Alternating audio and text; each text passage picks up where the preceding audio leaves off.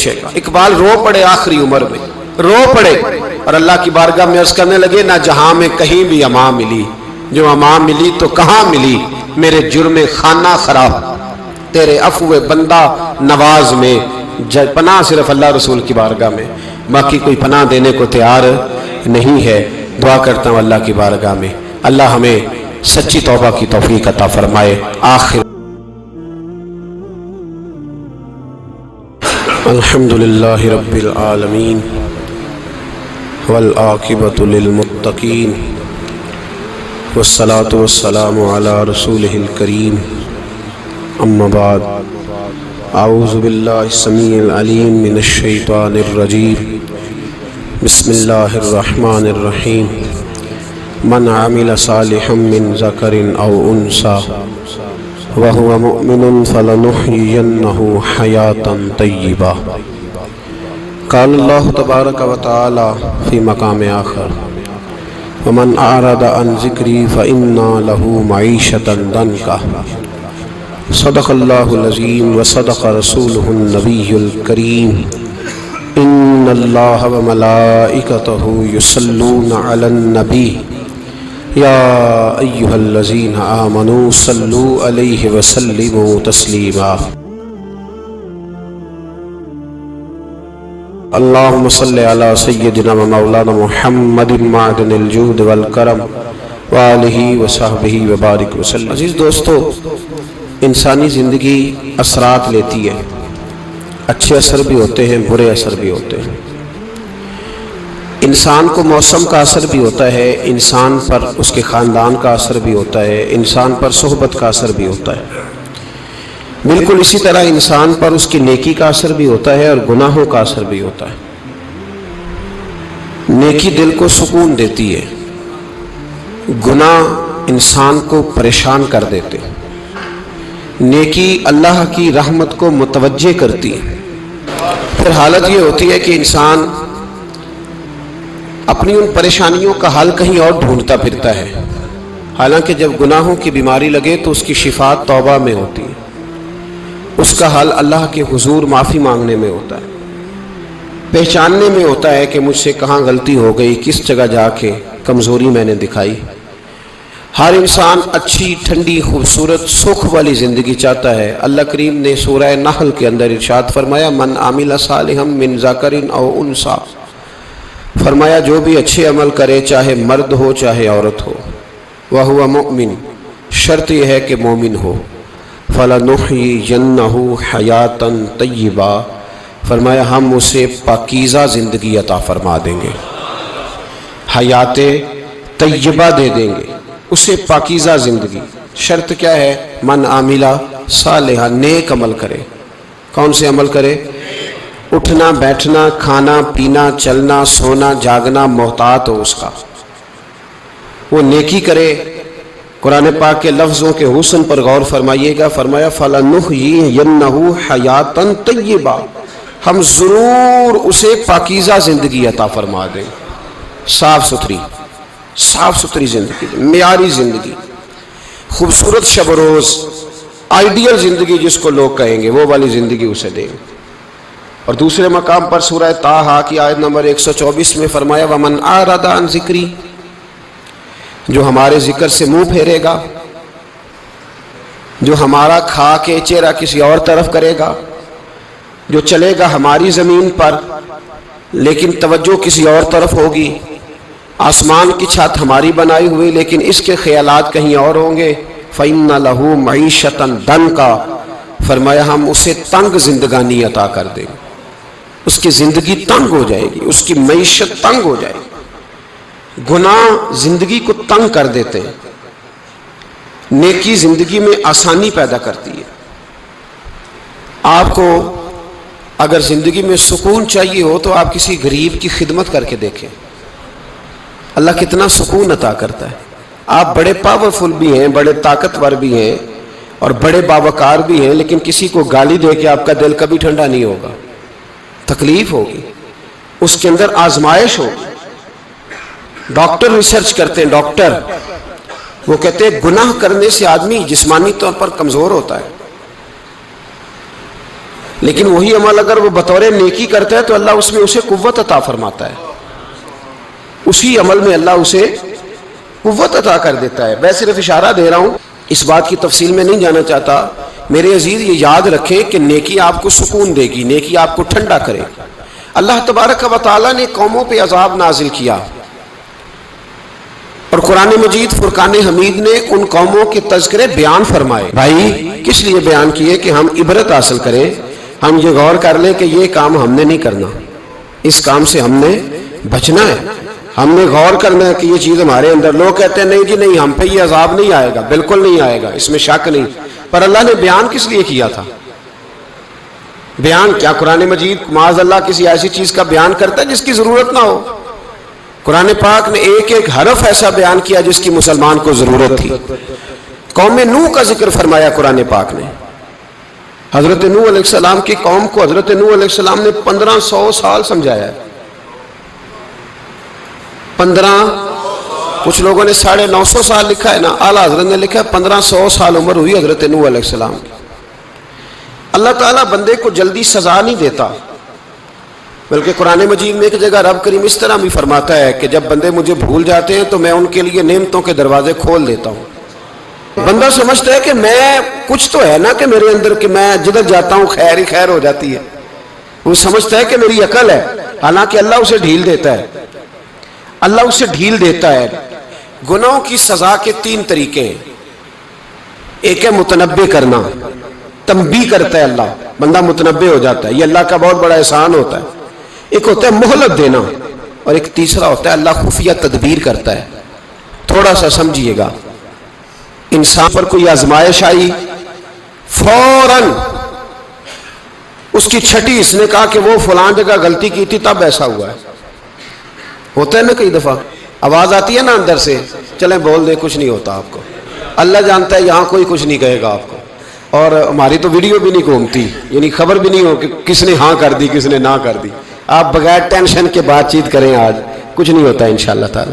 آتی ہے اندر سے آواز؟ میں آپ سے اس لیے ان چیزوں کی تصدیق کراتا ہوں کہ باقیوں کو بھی آتی ہے کہ نہیں، اس لیے تصدیق۔ کبھی کوئی کسی جگہ انسان پریشان ہوتا ہے تو محسوس کرتا ہے کہ وہاں مجھ سے ہوتا ہے نا جی، جس کو یہ نصیب ہو جائے بڑا خوش نصیب آدمی ہے۔ حضرت مولا علی فرماتے ہیں اگر تجھے دنیا میں سزا مل گئی تو بچ گیا ہے، سمجھ پھر اللہ کرم کرے گا، آخرت میں سزا نہیں دے گا۔ اور یہ یاد رکھ لے، وما اصابکم من مصیبت فبما کسبت ایدیکم ویعفو عن کثیر۔ اللہ فرماتا ہے دنیا میں تجھے جو بھی تکلیف پہنچتی ہے وہ تیرے ہاتھوں کے کرتوتوں کی وجہ سے پہنچتی، ویعفو عن کثیر، فرمایا کثیر گناہ تو میں ویسے ہی معاف کر دیتا ہوں۔ یہ جو تیری زندگی میں دکھ ہے نا، یہ بھی میری قلیل سزائیں ہیں۔ یہ کثیر پر سزا، یہ قلیل ہے، قلیل یہ جو تمہاری زندگی میں تکلیفیں۔ انسان کو سزا ملتی۔ حضرت فضیل بن عیاض رحمۃ اللہ تعالی علیہ گھوڑے پہ بیٹھے تھے، گھوڑا شرارت کرنے لگ گیا، اچھلنے لگ گیا، کودنے لگ گیا، تو حضرت فضیل بن عیاض نیچے اترے، ایک کونے میں جا کے نماز کی نیت مانگ لی، 2 رکعت نماز پڑھی، پھر دیر تک استغفار پڑھتے رہے، روتے رہے، دعا کرتے رہے، واپس آئے۔ خادم عرض کرنے لگے حضور سمجھ نہیں آئی، گھوڑے نے تھوڑی سی شرارت کی، وہ بدکا ہے، آپ نے اس کو چھوڑا ہے اور چھوڑ کر کے آپ نماز میں لگ گئے۔ تو حضرت فضیل بن عیاض فرمانے لگے جب بندہ اللہ کی نافرمانی کرتا ہے نا تو جو چیزیں اس کی فرما بردار ہوتی ہیں وہ اس کی نافرمانی کرنے لگ جاتی۔ تو مجھے محسوس ہوا تھا کہ میں نے کہیں اللہ کی نافرمانی کی ہے، اس لیے ایسا ہوا ہے کہ میرے گھوڑے نے میری، تو میں توبہ کرنے لگا ہوں، اور اب دیکھتا ہوں بیٹھ کے بھلا کیا ہوتا ہے۔ میں نے سچی توبہ، حالانکہ مجھے یاد نہیں کہ میں کہاں بولا، پر کھری اور سچی توبہ کی۔ دوبارہ گھوڑے پہ بیٹھے تو گھوڑا بالکل صحیح ہو کے ساتھ چلنے لگ گیا۔ میرے بھائی جب یہ تنبیہ ہے اللہ کی طرف سے، یہ متنبع کیا جاتا ہے کہ تو بعد آ جا۔ بہت ساری جگہوں پہ انسان کو وقتی طور پر اگر سزا مل جائے، نبی پاک علیہ السلام کی خدمت میں ایک صحابی آئے، بات مضبوط کر دوں، واقعہ سنایا ہے نا تو کچھ لوگ سمجھتے ہیں کہ یہ واقعہ ہے، تو میں ایک حدیث پاک امام بہقی کی لکھی ہوئی عرض کرتا ہوں۔ نبی پاک علیہ السلام کے ایک صحابی آئے اور ان کا سر پھٹا ہوا تھا، خون بہ رہا تھا۔ سرکار نے فرمایا کیا ہوا؟ عرض کی حضور ایک عورت جا رہی تھی، میری نظر پڑی، ابھی نظر پڑی ہے کہ میرے آگے ستون آ گیا تو میرے سر پہ لگ گیا۔ نبی پاک صلی اللہ علیہ وسلم نے فرمایا تیرے لیے خوشخبری ہے، اگر دنیا میں تیری غلطی کی تجھے سزا ملی ہے تو پھر رب تجھے قیامت میں سزا نہیں دے گا. پھر اللہ قیامت میں سزا، بعض گناہ ایسے ہیں جن کی یہاں بھی سزا ملے گی اور وہاں بھی ملے، لیکن میرے بھائی پہلی بات یہ ہے کہ اللہ تعالیٰ اس غلطی کی یہی سزا دے لے اور دعا فرمائے اللہ تبارک و تعالیٰ یہاں بھی معافی عطا فرمائے وہاں بھی معافی عطا فرمائے، اللہ درگزر ہی فرمائے. لیکن میرے بھائی ایک تو یہ سزا، ایک سزا یہ ہوتی ہے کہ انسان جب گناہ کرنے لگتا ہے تو اللہ نعمتوں کے دروازے کھولتا ہے، مہلت دیتا ہے. 500 سال تک فرعون کو مہلت دی. کتنے؟ یہاں جو 5 سال حکومت کر لیتا ہے وہ کہتا ہے سب سے قابل میں ہی ہوں، مجھے مہلت جو ملی ہوئی ہے. 500 سال مہلت دی اللہ تعالیٰ نے. اور فرعون کی قوم پر پتہ عذاب کس طرح کیا آئے تھے؟ ٹڈیاں مسلط کر دی اللہ نے. یہ گھومتی نہیں چھوٹی سی، ہم اپنی زبان میں اس کو کچھ لوگ مختلف ناموں سے یاد کرتے ہیں، کوئی مکڑی کہتا ہے، کوئی کچھ کہتا ہے. مسلط کر دی، جاتی نہیں. ان پر بنی اسرائیل کے ان مقابل جو فرعون کی قوم تھی ان پر الزام اس طرح کا عذاب آیا کہ مینڈک مسلط کر دی اللہ تعالیٰ. برتن کھولتے تھے اندر مینڈک نکلتا تھا. دنیا کی ہر دوائی استعمال کرتے تھے لیکن مینڈک نکل آتا تھا. تھوڑا سا سمجھا کریں چیزوں کو. ہمارے رنگ نہیں زیادہ گورے کہ ہم پر عذاب نہیں آتا. کوئی بہت زیادہ اللہ تعالیٰ معاف فرمائے دولت نہیں جمع کرا بیٹھے شاہی خزانے میں کہ ہم سے پوچھا نہیں جائے گا. یہ مہلت ہے، مہلت کو مہلت سمجھو. پھر جب پکڑ آتی ہے نا اللہ کریم کی، میں نے دیکھا ہے کروڑوں روپیہ، 6 اولادیں. ایک شخص کے بچے باہر سے آ رہے تھے، وہ بندہ بیمار تھا. مجھے کہنے لگا حضرت جی دعا کریں میں ان کے آنے سے پہلے مر جاؤں ورنہ آ کے مجھے مار دیں گے. دعا کریں. اتنی بے سکونی، کروڑوں روپیہ پڑا ہے تو یہ عذاب نہیں؟ کوئی ضروری ہے کہ پتھر ہی برسیں گے تو سمجھ آئے گی؟ یہ جو سگا بیٹا بوڑھے باپ کے قریب سے گزر جاتا ہے سلام نہیں لیتا تو اس کو عذاب نہیں سمجھتے؟ یہ جو امت کی بیٹیاں، امت کی بچیاں، ہماری بچیاں ایک سال کے اندر 75 76 ہزار بچی ایک ڈویژن سے بھاگ کے شادی کر رہی ہے اور ایک صوبے سے، تو اس کو آپ اللہ کا عذاب نہیں سمجھتے؟ یہ معمولی بات ہے. نہیں ہمارے رنگ ہو رہے، ہم بڑے سمارٹ ہیں. 1500 سال مہلت دی نوح علیہ السلام کی قوم کو. کتنے سال؟ بول کے بتائیے، بول کے دوبارہ بولیے. 1500 سال. کوئی آدمی اپنی سمارٹنس پہ خوش نہ ہو جائے کہ 20 سال ہو گئے میں تو نافرمانی بھی کر رہا ہوں، روٹی بھی پک رہی ہے، میں تو حرام بھی کھا رہا ہوں، پھر بھی سب ٹھیک ہے. 1500 سال مہلت دی. پھر حضرت نوح کہنے لگے اللہ میں نے تو بڑا سمجھایا نہیں باز آتے. تو رب کریم نے فرمایا کشتی بناؤ. اللہ کے پیغمبر کشتی بنانے لگے تو قوم مذاق اڑانے لگ گئی. اب کیا کرنے لگے ہو؟ اب کشتی بنانے لگے ہو، خیر تو ہے، قوم مذاق اڑا رہی ہے. حضرت نوح علیہ السلام کا آپ نے کشتی بنائی، پانی کہاں سے نکلا؟ نہ بارشیں ہوئی نہ سیلاب آئے. ایک تندور تھا اس کے اندر سے پانی نکلنا شروع ہو گیا. کبھی تندور سے بھی پانی نکلا ہے، پر جب نکالنے والا چاہتا ہے تو وہاں سے بھی ایک تندور سے پانی نکلا. اتنا نکلا کہ قوم ساری ڈوب گئی. قرآن مجید کے صفحات شہادت دیں گے کہ حضرت نوح کی قوم کا بچہ بہ گیا. بچے صرف وہ تھے جو حضرت نوح کے ساتھ ہو گئے، تباہ ہو گئی. اللہ بے نیاز ہے، بے نیاز. 1500 سال مہلت ملے اور تو پھر بھی کہے رب بڑا کریم ہے معاف کر دے گا.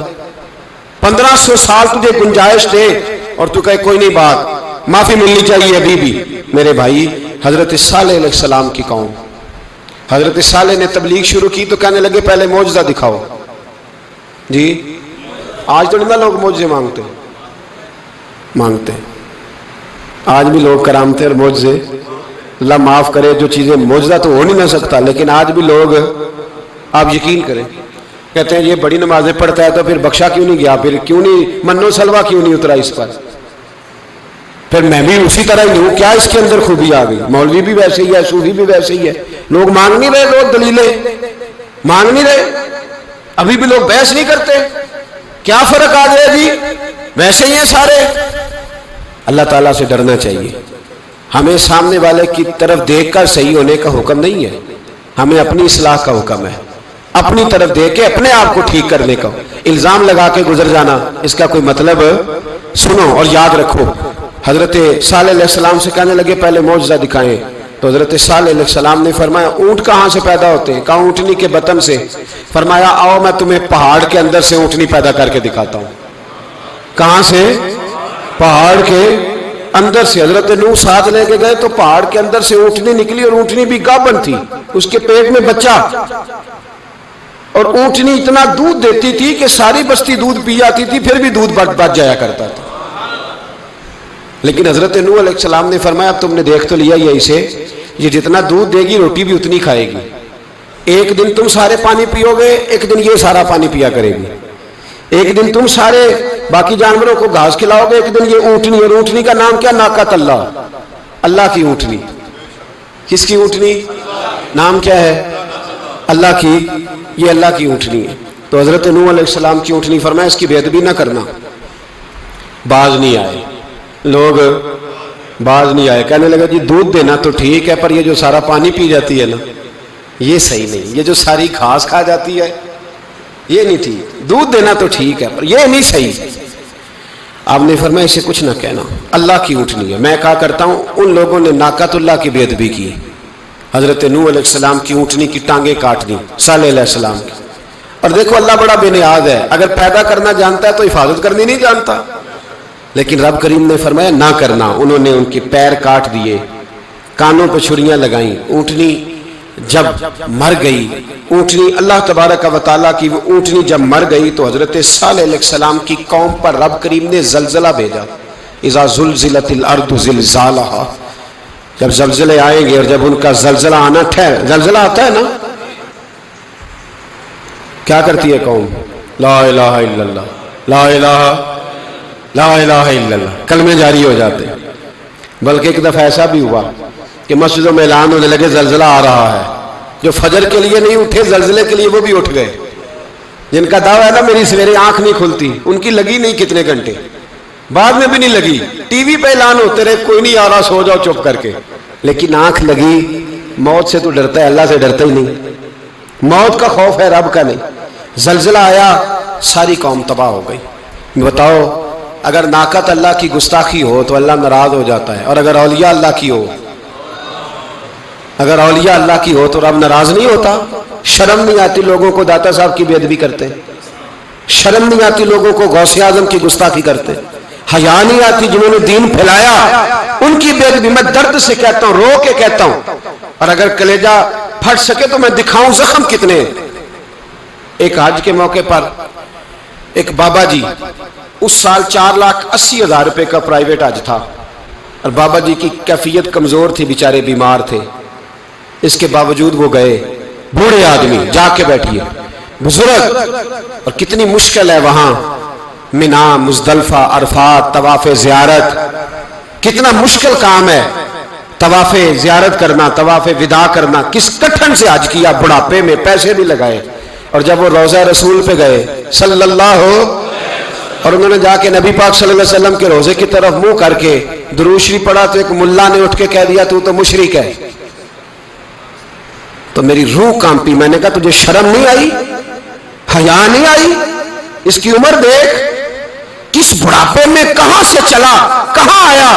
یہ مشرک ہوتا تو کسی مندر میں جاتا، یہ مشرک ہوتا تو کسی گرجے میں جاتا، یہ مشرک نہیں، یہ مومن ہے، اور یہ وہ والا مومن ہے جس کے سینے میں دل جب دھڑکتا ہے تو خالی دھڑکتا نہیں، ساتھ وہ محمد عربی پہ درود و سلام بھی پڑھتا ہے۔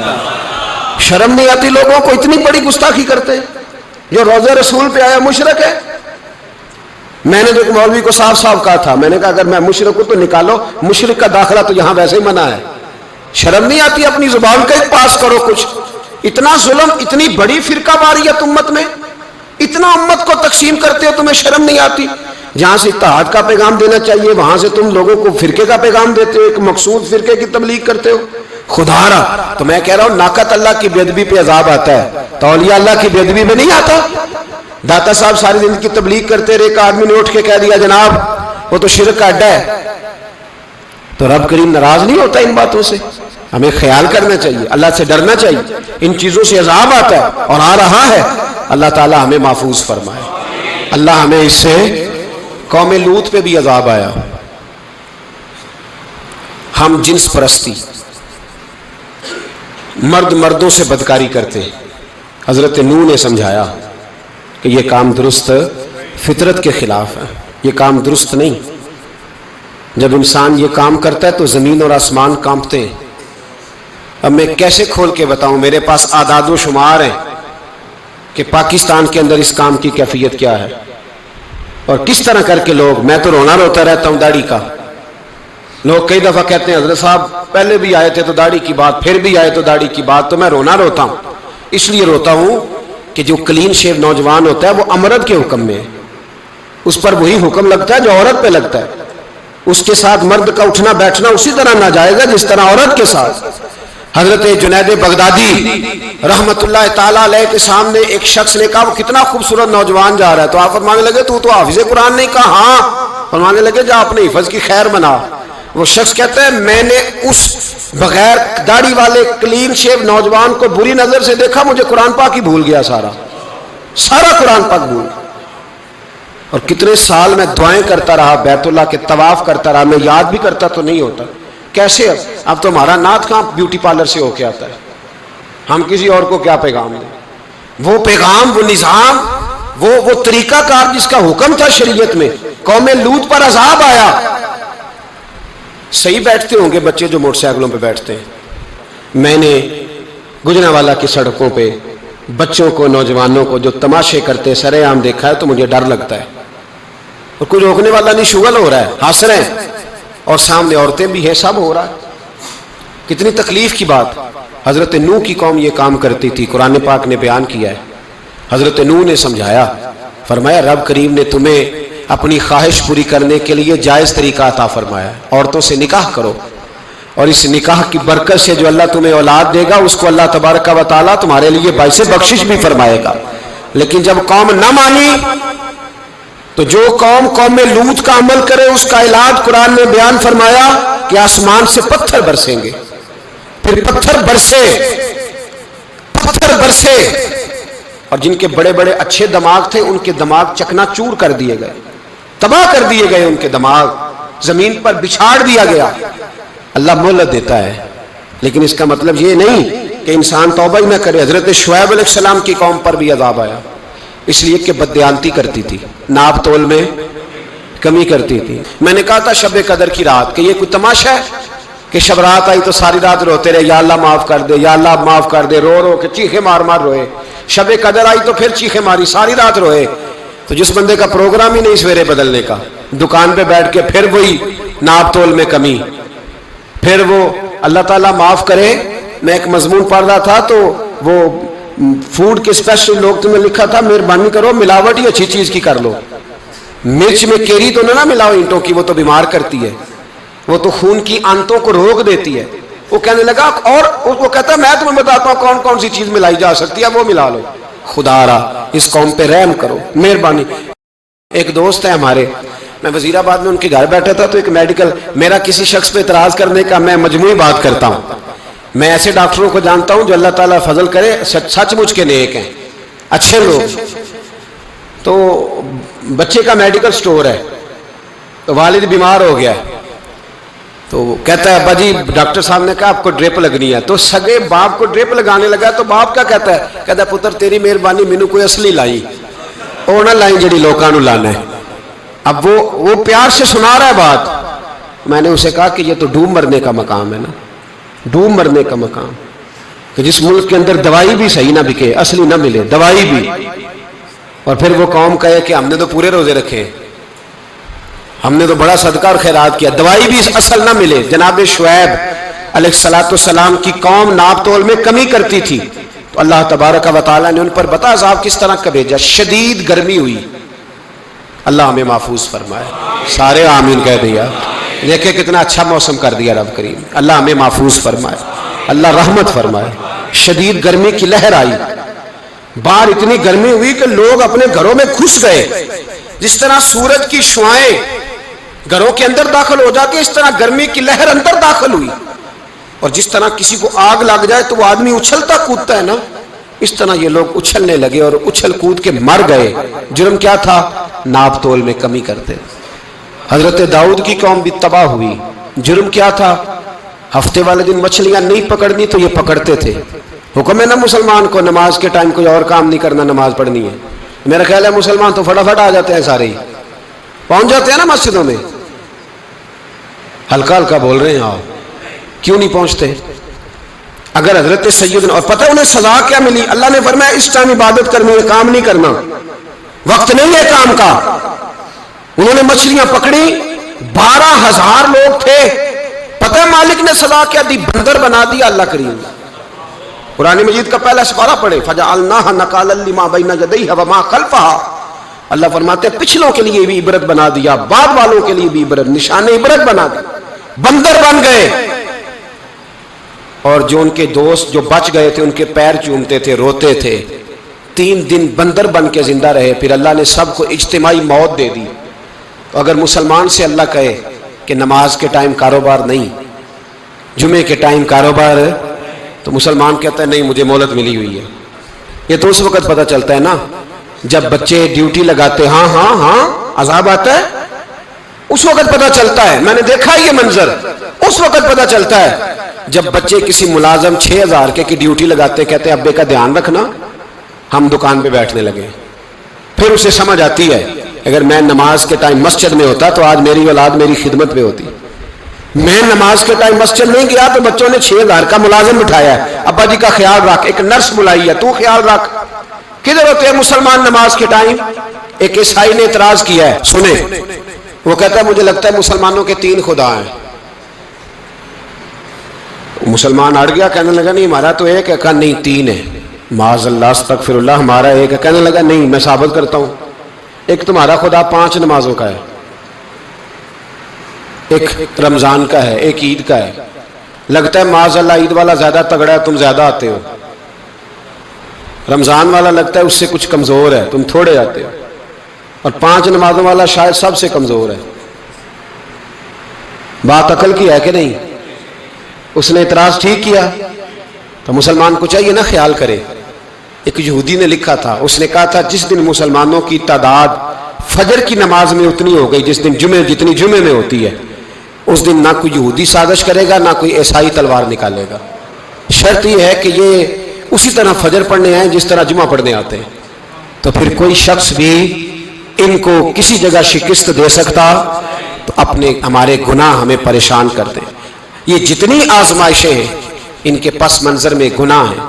ہماری زندگی کے اندر جتنی تکلیفیں، ہماری پریشانیوں کا سبب ہم خود ہیں۔ بہت ساری جگہوں پہ ہم غلطی کرتے ہیں، اس کی ہمیں سزا ملتی، غلطی کی سزا۔ ایک نوجوان نے مجھے بڑی گہری بات سنائی، میرا قریبی تعلق تھا، کہنے لگا گھر میں بڑا مسئلہ ہے، بڑی پریشانی ہے، ماں اور بیوی کا ماحول اتنا سخت ہو گیا ہے کہ نمٹ نہیں سکتا۔ آپ یقین کریں میں نے ڈیٹیل سے ساری چیز کو سٹڈی کیا، میرے پاس اتنا وقت نہیں ہوتا، پھر بھی میں نے اس فیملی کو پورا پڑھا تو غلطی نوجوان کی نکلی۔ نہ اس پہ اماں اعتبار کرتی ہے نہ بیوی اعتبار کرتی ہے۔ اس نے جھوٹ بول بول کے اس طرح کی ماحول پیدا کر دیا ہے کہ کوئی اس پر اعتماد کرنے کو تیار ہے۔ اگر آپ ناراض نہ ہو تو ایک بات کروں، پتہ ہے گھر میں ماحول کب خراب ہوتا ہے؟ باہر والے ہماری تقریر سنتے ہیں، گھر والے ہمارا عمل دیکھتے ہیں۔ جب وہ دیکھتے ہیں نا کہ یہ کس طرح کا شخص ہے، اس کے رویے، اس کا کردار، اس کا لب و لہجہ کتنا برا ہے اور یہ کردار کا کتنا کمزور ہے۔ اعلیٰ حضرت فرمایا کرتے تھے نیک وہ ہوتا ہے جس کی تنہائی صاف ستھری ہوتی ہے، اس لیے ماحول بگڑ جاتا ہے۔ یہ جو ہم کہتے ہیں نا میرے سجن بڑے بنتے ہیں پھر ٹوٹ جاتے ہیں، کچھ لوگ ایسے ہوتے ہیں جو ان کے پاس جاتا ہے انہی کا ہو جاتا ہے، وہ کہیں اور کے قابل کیوں بھلا؟ اس لیے کہ ان کے کردار میں ٹھنڈک دیکھتا ہے، ان کے لب و لہجے میں مٹھاس دیکھتا ہے، اس شخص میں اتنی خوبصورتی دیکھتا ہے کہ اسی کا بن جاتا ہے۔ حضرت ابراہیم بن ادم کے پاس ایک نوجوان آیا، کہنے لگا میں گناہ کرنا چاہتا ہوں۔ فرمانے لگے بالکل کر، اللہ کا دیا ہوا رزق کھانا چھوڑ دے اور گناہ کر۔ کہنے لگا یہ نہیں ہو سکتا۔ فرمانے لگے چل پھر اس طرح کر، رب کی زمین پہ نہ رہ، کسی اور کی زمین پہ چلا جا۔ کہنے لگا یہ بھی نہیں ہو سکتا۔ فرمانے لگے چل اللہ کی چھت سے نکل جا۔ کہنے لگا یہ بھی نہیں ہو سکتا، تو آپ رو پڑے۔ فرمانے لگے پھر جناب اسرائیل جب آئیں تو ان سے کہنا مجھے 2-3 سال کی مہلت دے دے، پچھلی میری گناہوں میں گزر گئی، میں ذرا 3 سال عبادت کر لوں۔ تو وہ شخص بھی رونے لگا، کہنے لگا حضور وہ مہلت نہیں دیتے. وہ جب لینے آتے ہیں تو پھر لے کے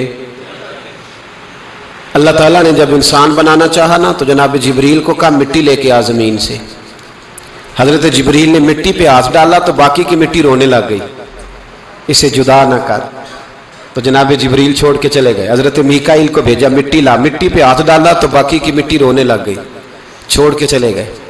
جناب اسرائیل کو بھیجا, مٹی پہ ہاتھ ڈالا تو باقی کی رونے لگ گئی, چھوڑ کے نہ جاؤ. تو حضرت اسرائیل فرمانے لگے تیرا رونا دیکھو کہ رب کا حکم دیکھو. وہ لے گئے, جب پیش کی تو رب کریم نے فرمایا اسرائیل جان نکالنے کی ڈیوٹی بھی تیری, تو مٹی کو لے آنا, باقی مٹی روتی بھی رہے تو روتی رہے. جب میرا فیصلہ آ جائے تو پھر اس میں کوئی گنجائش, ہم کھاتے بھی اللہ کا ہیں, نافرمانی بھی اس کی کرتے, زمین پہ بھی اس کی چلتے ہیں, نافرمانی بھی اس کی کرتے, حکم کسی اور کا مانتے, چھت پہ رب کریم کی رہتے. اس طرح نظام نہیں چلتا. میرے بھائی یاد رکھ لو, گناہوں کی سزا ملے گی, زندگی تنگ ہو جائے, یہاں بھی آزمائش ہوگی اور وہاں بھی. میں نے درس پہ کہا تھا, پھر بات کہتا ہوں, یہ میں اپنے لیے کہہ رہا ہوں, توجہ ہے میری بات پر. دعا فرمایا کرے کہ جو کچھ ہم نظر آتے ہیں اللہ ہمیں ویسا بننے کی توفیق بھی عطا فرما. اللہ ویسا بننے کی, یہ مشکل معاملہ ہے, مشکل. دیکھیں نا, ایک آدمی سیاست دان ہے, اس نے بڑے اچھے نعرے لگائے, انقلاب آ جائے گا, میں غریب کا بھلا کر دوں گا, میں یتیموں کے سر پہ ہاتھ رکھوں گا, میں مجبوروں کی مدد کروں گا, میں دکھیوں کی مدد کروں گا, مزدوروں کو. اس نے اچھے اچھے نعرے سکھائے, اچھا اس نے پیغام دیا. اندر اس کے یہ تھا کہ اقتدار ملے گا تو مرضی کروں گا.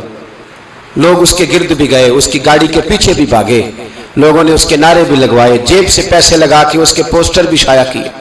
لوگ اس کے گرویدہ ہو گئے. لوگوں نے پوری, اور میری قوم نے تو بیچاری نے کئی دفعہ دھوکے کھائے. جس نے نعرہ لگایا غریب اسی کے پیچھے مسیحا بن کے چل پڑا. آج دھوکہ دے لیا, لوگوں کو پیچھے لگا لیا. یہ بتاؤ اگر راز کھل جائے, اگر راز کھل جائے کہ یہ دھوکہ دے رہا ہے, یہ فریب کر رہا ہے, تو لوگ اس کا کیا حال کریں گے. یہ راز قیامت میں کھل جائے گا.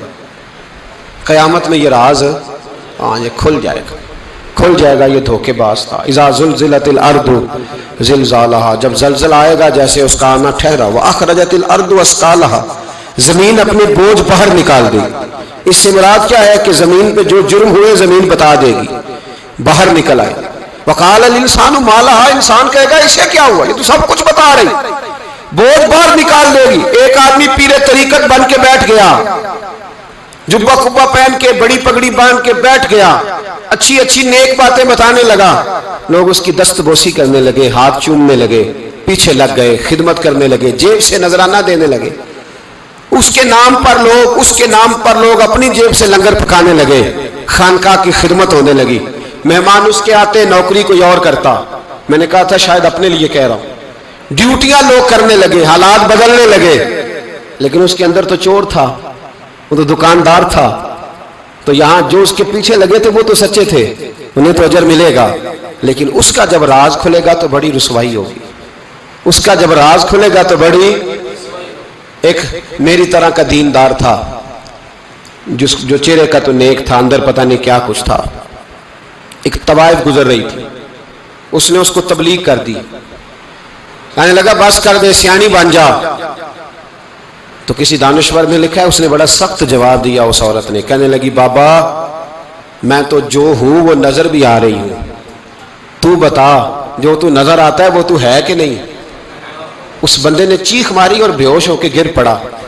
تو لوگوں نے کہا بابا آج کسی صوفی کا کلام سنا ہے جو بے ہوش ہو گیا. تو اس نے کہا نہیں, آج طوائف کی بات سنی ہے, طوائف کی. اور وہ عجیب بات کر گئی ہے. وہ کہہ گئی ہے میں تو جو ہوں میں نظر آ رہی ہوں, تو بھی تو بتانا, تو بتانا کہ تو دستار امامت پہنتا ہے.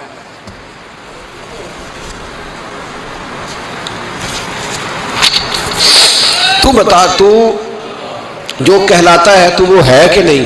یہ وقال الانسان ما لہا, یہ راز قیامت میں کھلے گا. ہم جو کچھ بتا رہے ہیں نا اپنی زبانوں سے, ہمیں اپنے گناہوں کا احساس ہونا چاہیے. ایسا نہ ہو کہ جب سزا ملے تو پھر اس طرح کی ملے کہ دوبارہ کسی کو کوئی منہ دکھانے کے قابل نہ رہے. میرے بھائی یاد رکھیں اور سمجھیں, گناہ انسان کی زندگی کو تنگ کرتے ہیں. میرے نبی پاک अलैहिस्सलाम ने फरमाया जब तू झूठ बोलता है तो तेरे फरिश्ते किरामन कातिबीन साइड पे होके खड़े हो जाते हैं, जब तू जिना करता है तो तेरे अंदर से ईमान निकल जाता है। और नबी पाक अलैहिस्सलाम ने फरमाया जब मेरी कौम में नाइंसाफी आम हो जाएगी तो कत्ल भी आम हो जाएगा। और सुन लो, लिख लेना ये हदीस दिल की तख्ती पर। नबी पाक अलैहिस्सलाम ने फरमाया जब मेरी कौम में बेहयाई और बदकारी आम हो जाएगी तो दो सजाएं अल्लाह देगा। एक तो जवान मौतें आएंगी, जवान बच्चे कुछ भी नहीं देखा चले गए। और दूसरी सजा अल्लाह ये देगा कि ऐसी बीमारियां आएंगी जिनका इलाज नहीं मिलेगा, ऐसे अमराज फूट पड़ेंगे। अगरचे मैं आपको ऐसी तकरीर भी सुना सकता था जिस पे आप बहुत ज़्यादा महजूज होते, पर मैंने इस जुमे में ऐसा मौजू चुना है जिसका हमें ख़ास ज़रूरत है। भाई देखे तो सही, कहीं ऐसा तो नहीं कि हम उन ऐबों में मुब्तला हैं। मेरे नबी करीम अलैहिस्सलाम ने फरमाया जब तुम नेकी का हुक्म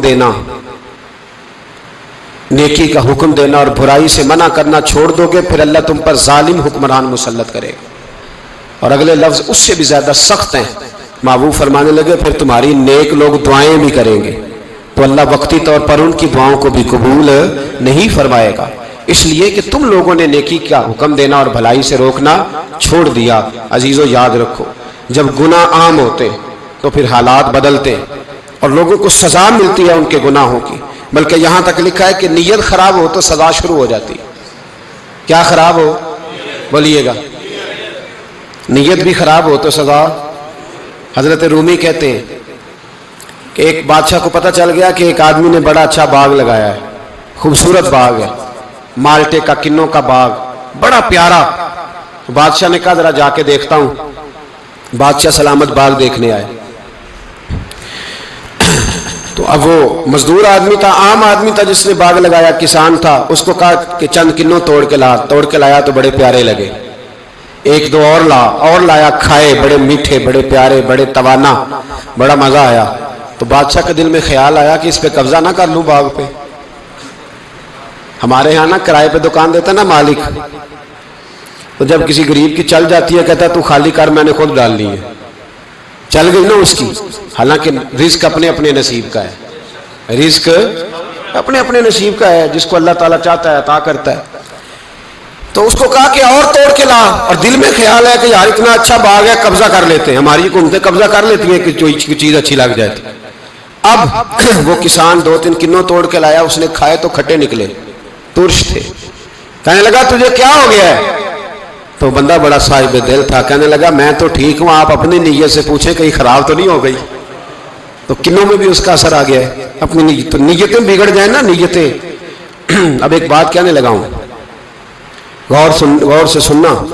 जब तक दो भाई इकट्ठे कारोबार करते हैं, नीयत होती है कि हमारा घर चलेगा, तब तक अल्लाह बरकत देता है।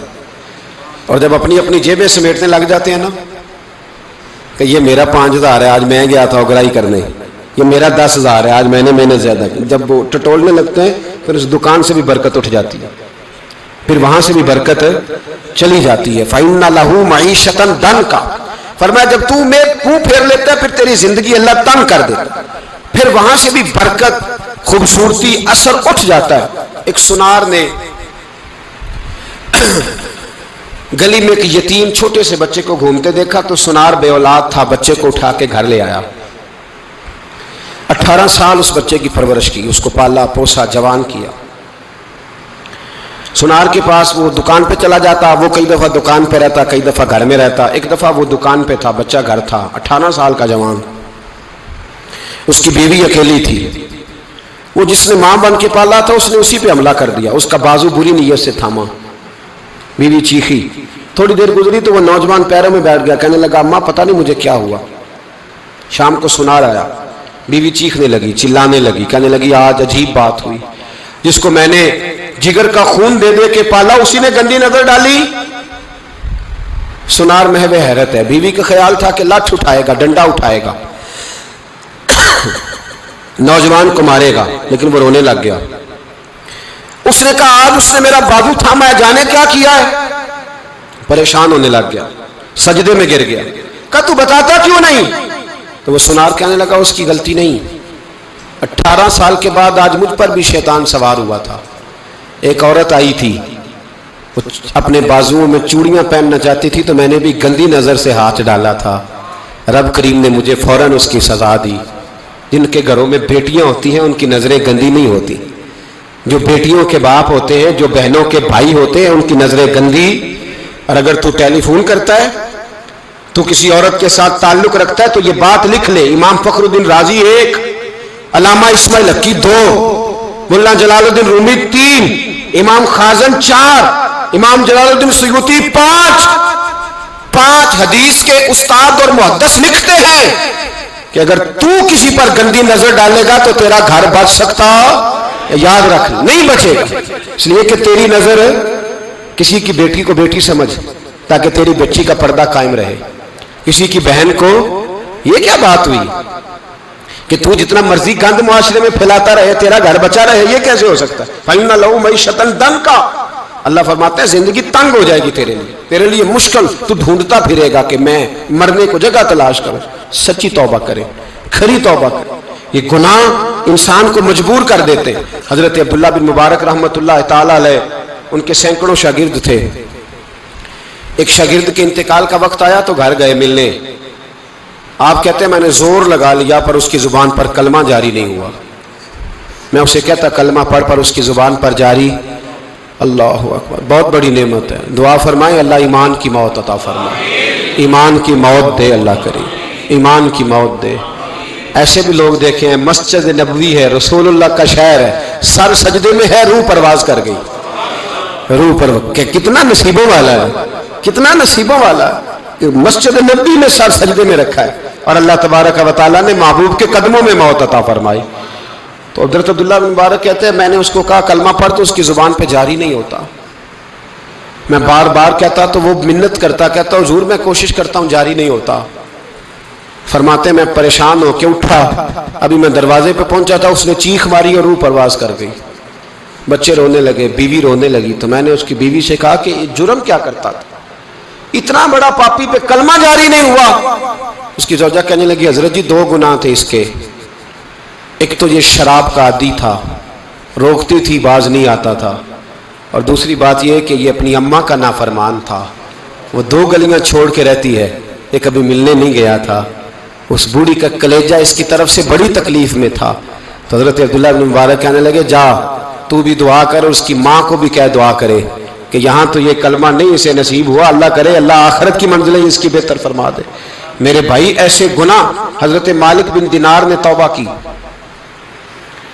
توبہ کی انہوں نے۔ کس طرح؟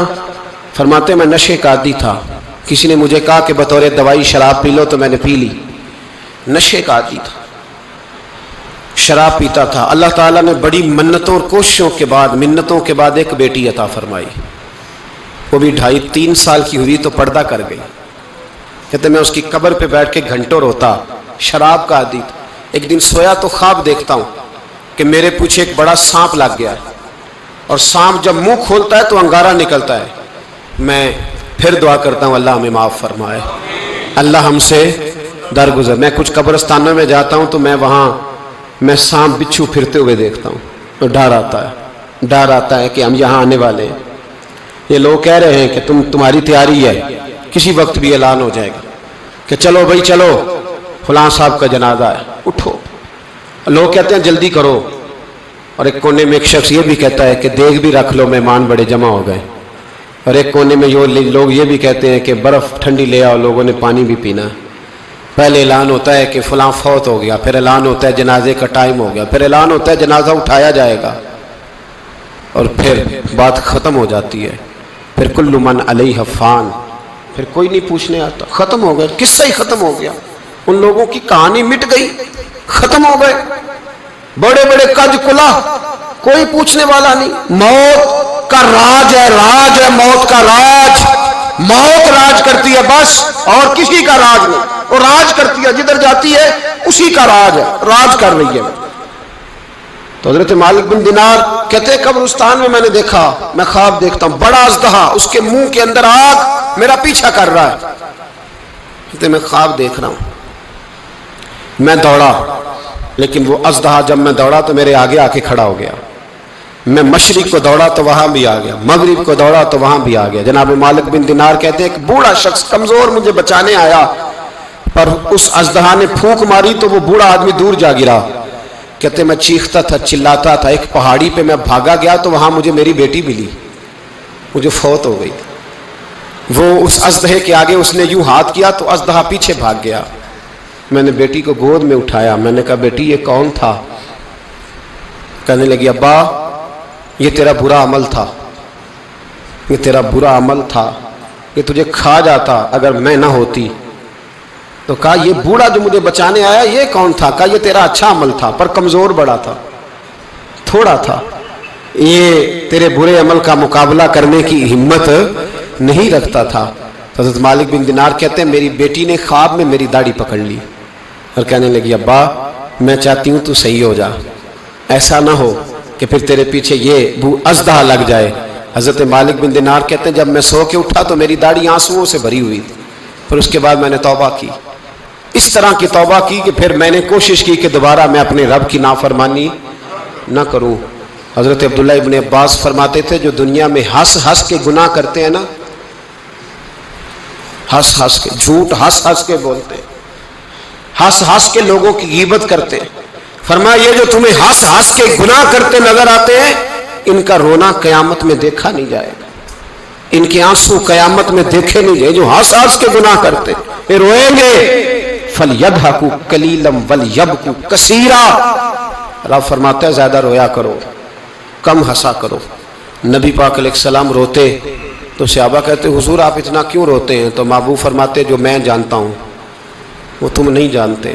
بھائیو قبروں میں اکیلے جانا ہے، کبھی غور کرنا، اکیلے کوئی بندہ ساتھ حساب دینے نہیں جائے گا۔ اماں بڑا پیار کرتی ہے لیکن قبر میں کبھی کوئی ماں بھی ساتھ دفن نہیں ہوتی، اپنا اپنا حساب دینا ہے، مشکل وقت ہے، حساب کر لینا چاہیے، تیاری کر کے رکھنی چاہیے۔ گناہ اگر یہاں ہماری زندگی کو تنگ کریں گے تو وہاں بھی ہمارے لیے مشکلات پیدا کریں۔